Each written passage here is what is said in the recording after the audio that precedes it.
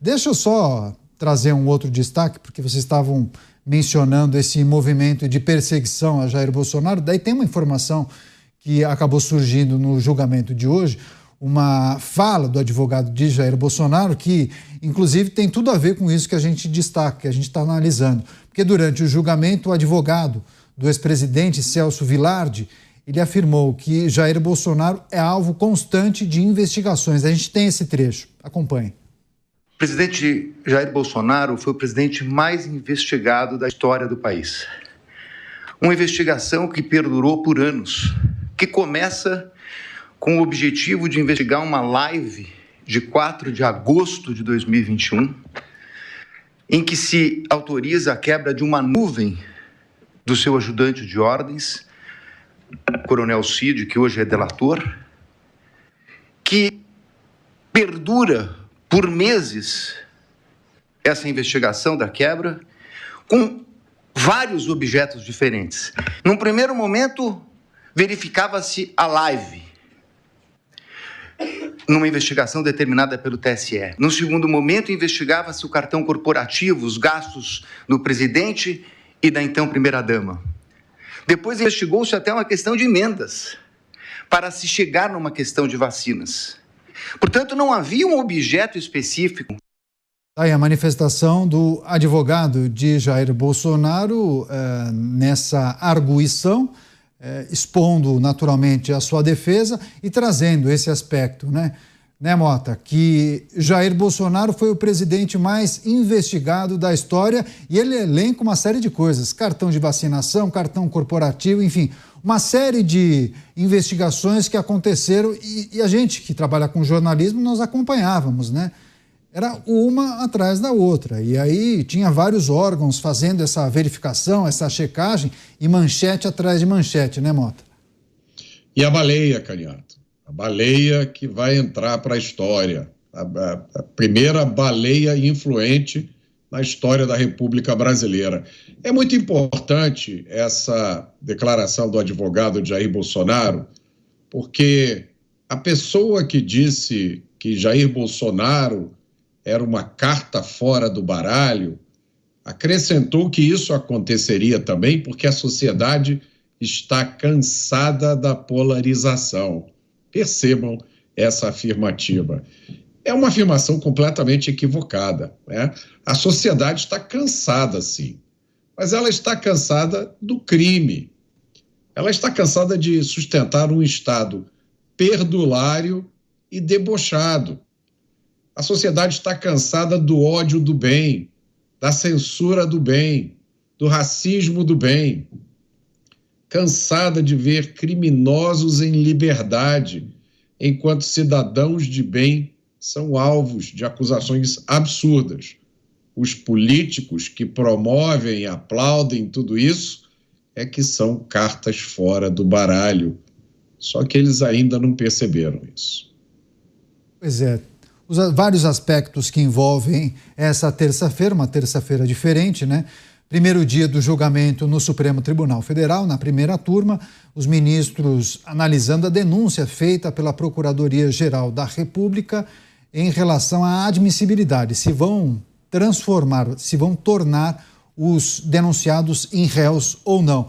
E trouxemos em destaque a manifestação do advogado de Jair Bolsonaro, que disse que Bolsonaro, enquanto presidente, foi o mais investigado da história. Eu acho que no âmbito desse cenário de um homem perseguido, que muitas vezes acaba sendo investigado, mesmo sem ter feito alguma coisa, né? Eu acho que a linha da defesa vai trazer justamente esses aspectos, né, Cristiano Beraldo? Porque no final ele reforça e, além de pedir a rejeição, como todos os advogados, ele reforça que Jair Bolsonaro não tem absolutamente nada a ver com esse suposto esquema para dar um golpe de Estado no Brasil. Enfim, o que mais lhe chamou a atenção na defesa, nessa arguição do advogado de Jair Bolsonaro? Se quiser, traz a sua impressão sobre isso que ele quis enfatizar, né? De que Jair Bolsonaro foi o presidente mais investigado da história. Ele é até bom a gente também refrescar a memória aqui para não parecer que Jair Bolsonaro é um pobre coitado que ficou quietinho lá no Palácio do Planalto e que, do nada, de repente, se tornou uma pessoa muito perseguida. O clima durante a gestão de Jair Bolsonaro à frente da presidência da República era um clima beligerante. O Jair Bolsonaro fez mobilizações em que ele, em cima de carro de som, proferiu ataques diretos e muito objetivos, inclusive ameaçando não cumprir mais nenhuma ordem expedida pelo ministro do Supremo Tribunal Federal, Alexandre de Moraes. E essa relação com a Corte sempre foi muito tensa. Em relação à Corte, a Corte, obviamente, claramente, evidentemente, ultrapassou todos os seus limites e começou com essas investigações sigilosas, pessoas e mais pessoas sendo envolvidas, ninguém com informação sobre absolutamente nada que estava acontecendo, e aí cada dia era uma novidade, cada dia era mais uma investigação, é isso, é aquilo. Então, criou-se essa confusão institucional onde o presidente da República, que é um político, que está, de uma certa forma, exercendo o seu papel de fomentar a sua base, se ele é um político que cresce com essas confusões, estava ali exercendo o seu papel político, e quem não poderia ter entrado nessa dança era justamente o Supremo Tribunal Federal. Nem que fosse para mostrar que havia ali uma condição de respeito institucional que impediriam senhoras e senhores ministros com reputação ilibada e notável saber jurídico, no mais alto grau de maturidade jurídica e, por isso, ocupando um assento na nossa Corte Constitucional, que eles colocariam a bola no chão. Não foi isso que aconteceu. Receberam a bola e deram um chute, isolaram a bola lá para a torcida. E aí estamos vivendo essa realidade de hoje, aonde não há mais ninguém com razão. Vale tudo. O mais forte está se impondo em cima do mais fraco. Cotovelada no nariz, puxão de cabelo, dedo no olho, é tudo. Então, Caniato, realmente estamos vivendo um momento inédito no Brasil, na história brasileira, e esse julgamento acho que é o grande momento onde ficará cristalino os erros de conduta que foram cometidos por aqueles que devem, sem dúvida alguma, e sobre tudo e sobre todos, garantir que existe senso de justiça para todos no Brasil. Agora, é importante ter o delegado Palumbo aqui para trazer também uma reflexão sobre o dispositivo da delação premiada, né, delegado Palumbo? Porque, assim, o eixo central da denúncia da Procuradoria-Geral da República é a delação premiada de Mauro Cid. Agora, delação premiada não é prova, né? É um meio para obtenção de provas. E, segundo os analistas, há muitas lacunas, né? Há muitas brechas para você conseguir construir justamente essa tese defendida nesse documento de centenas de páginas. E aí, obviamente, eu percebi a manifestação de alguns advogados, alguns criticando de forma veemente a delação premiada de Mauro Cid, inclusive um advogado que é muito conhecido, inclusive aqui na Advocacia de São Paulo, advogado de Walter Braga Neto, chamando Mauro Cid de mentiroso. Eu acompanhava ao vivo, inclusive, a transmissão aqui da Jovem Pan, enfim, uma defesa muito bem construída. Eu vejo muitas críticas em relação a esse dispositivo da delação premiada quando olhamos para as informações que foram compartilhadas por Mauro Cid. Delegado Palumbo, o que a gente precisa trazer e considerar em relação à delação premiada, o que foi compartilhado por Mauro Cid e de que maneira isso pode prejudicar ou até ajudar esses denunciados caso eles se tornem réus? A delação premiada ela tem que ser corroborada com outras provas. Ele tem que provar o que ele está falando. Ele não pode simplesmente falar, acusar e não mostrar a prova. A prova pode ser documental, pode ser uma filmagem, pode ser qualquer outro meio admitido pela justiça e pelo código.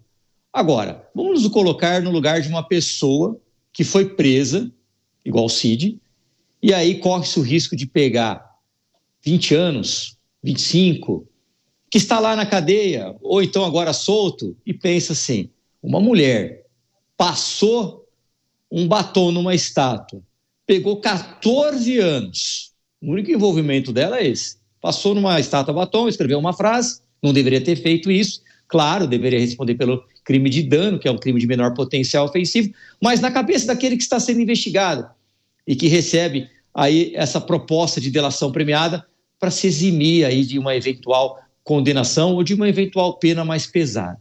Ele pensa, se uma mulher passa o batom, pega 14 anos, eu vou pegar 50 anos de cadeia. Então é claro que ele começa a pensar, até que ponto que vale a pena eu ficar ali do lado daquelas pessoas que sempre estiveram do meu lado. É quando a lealdade desmorona. Agora, a delação premiada, repito, ela tem que vir acompanhada de provas. E quem tem que apresentar a prova é o delator. Pois é, inclusive o advogado de Walter Braga Neto lembrou da publicação da revista Veja, né, em seu site, uma publicação digital, sobre o vazamento daqueles áudios de Mauro Cid após a delação premiada, em que Mauro Cid sugere que tenha sido pressionado pelos agentes da Polícia Federal e que, segundo ele, a PF já tinha uma narrativa pronta, uma narrativa preparada. Mas certamente isso vai voltar às discussões e às análises caso nós passemos da avaliação da denúncia para o processo propriamente, né, Mota? Eu acho que esse episódio da Veja, ele diz muito sobre o que a gente tem acompanhado nos últimos meses, né? E a gente fica sem ter condição nenhuma, Caniato, de imaginar como será o futuro. Porque se tudo vale, se tudo pode funcionar de um jeito ou de outro, se coisas que eram sólidas podem ser anuladas como se nunca tivessem existido, e coisas que só existem na imaginação de algumas pessoas podem ser usadas como argumentos convincentes, a pergunta é, como é que vai ser amanhã? Como é que vai ser daqui a 6 meses? Como é que vai ser daqui a 1 ano? O que impede que daqui a 3 ou 4 ou 5 anos tudo isso seja revisto, virado do avesso, anulado? O que impede desses mecanismos que hoje estão sendo usados contra um determinado grupo político, o que impede esses mecanismos de amanhã serem usados contra o grupo oposto? Essa é a pergunta que fica. A questão aqui não é Jair Bolsonaro, não é Cid, não são as pessoas. A questão são as regras, são as instituições. Que jogo vai ser jogado no Brasil a partir de agora? Eu confesso, eu tenho dificuldades de imaginar como será o futuro. Porque este futuro, essa amostra grátis que a gente está tendo nos últimos anos, na minha opinião, ela é completamente insustentável. Basta, mais uma vez, eu digo, basta a gente olhar a história do Brasil desde a República. A República foi um golpe de Estado. O Marechal que deu o golpe de Estado ficou 2 anos no poder, mandou fechar o Congresso com tropas. A reação foi tão forte que ele renunciou. E aí deveria ter sido realizada uma outra eleição, mas não foi, o vice assumiu. O vice teve um mandato extremamente confuso. Daí até hoje, a regra no Brasil é a anormalidade. A exceção no Brasil são os períodos de calma, onde as regras são cumpridas como elas deveriam ser. Então, essa pergunta que as pessoas devem estar se fazendo, que eu sei, os pais de família estão se fazendo. Eu vou querer que o meu filho continue a viver num país como esse, onde amanhã você pode correr o risco de ser condenado a 17 anos de prisão por um ato que nunca foi considerado crime no Brasil, você imagina os investidores pensando, será que eu vou colocar o meu dinheiro, vou trazer o meu dinheiro para esse país onde as regras mudam conforme a conveniência das pessoas e a mesma regra é interpretada de inúmeras formas diferentes? Como é que os políticos estão se sentindo hoje no Brasil? As pessoas que, com sacrifício da sua vida, concorreram a eleições, estão nessa luta de tentar aprovar legislação, de tentar aprovar projetos que melhorem a vida do país. Que segurança que essas pessoas têm agora para exercer os mandatos? A pergunta final que fica por trás disso tudo é como é que vai ser o dia de amanhã.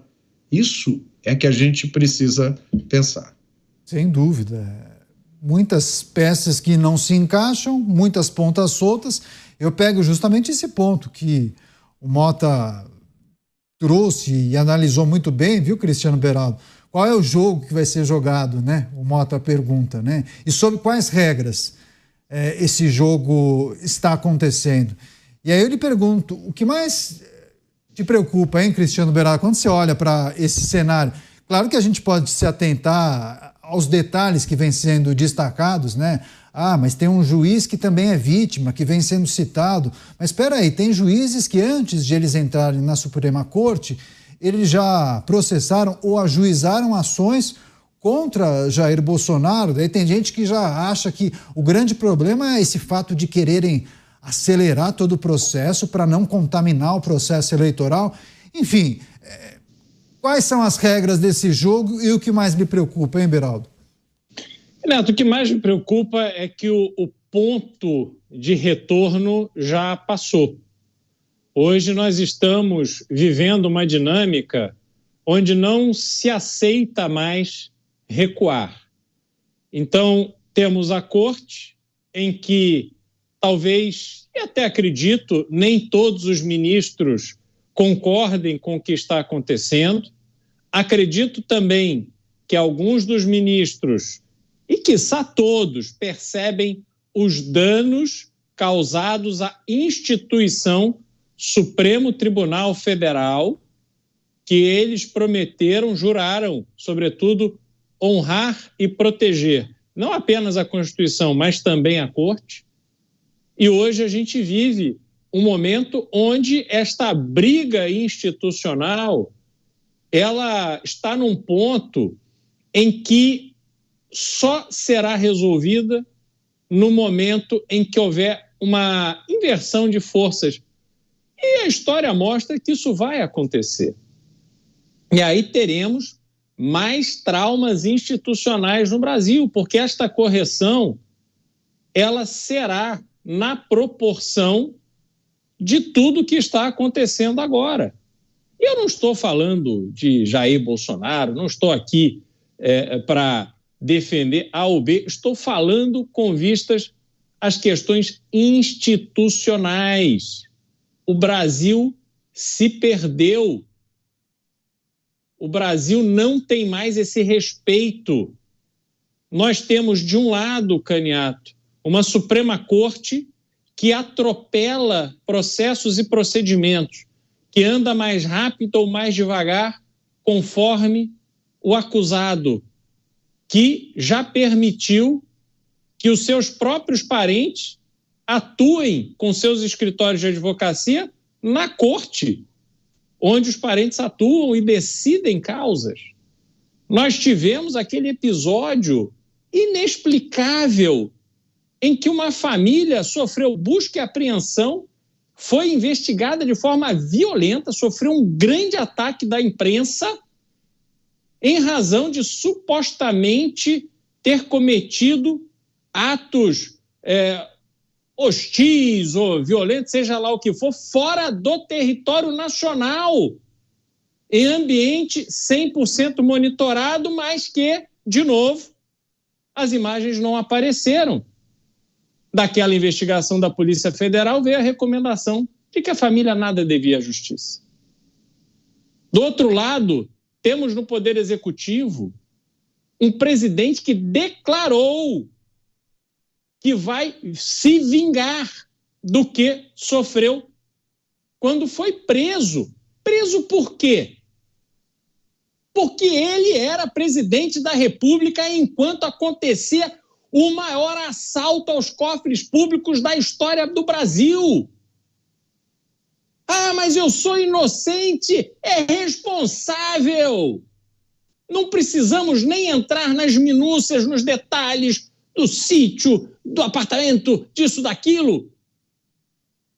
A gente viu quantas e quantas delações, quantos acordos de leniência, quantos campeões nacionais em cana. Agora está aí declaradamente a fim de se vingar.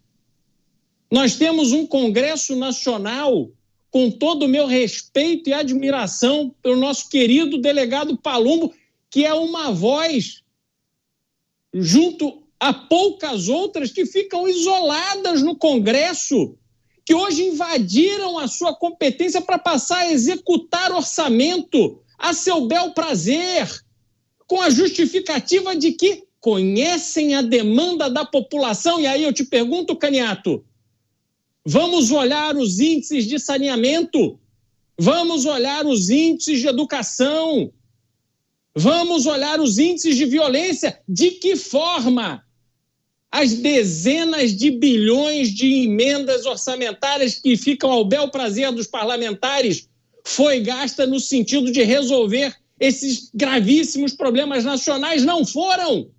A cada ano que passa, o Brasil se torna um país pior. Então, Caniato, está tudo completamente errado. O Brasil, pós-Constituição de 1988, não deu certo e não terá solução sem uma nova Constituição. Pois é, várias pessoas aqui enviando mensagens, se manifestando. São muitos assuntos conectados, ligados a esse julgamento e também que podem mexer muito com a política do Brasil. Agradecendo muito Genaldo Batista, Ronaldo Bonfim, Marcelo Cunha, pessoas que sempre participam, Marisa da Conceição. Agradeço muito, viu, pela participação, pelo carinho, pelo prestígio aqui com a gente da Jovem Pan News.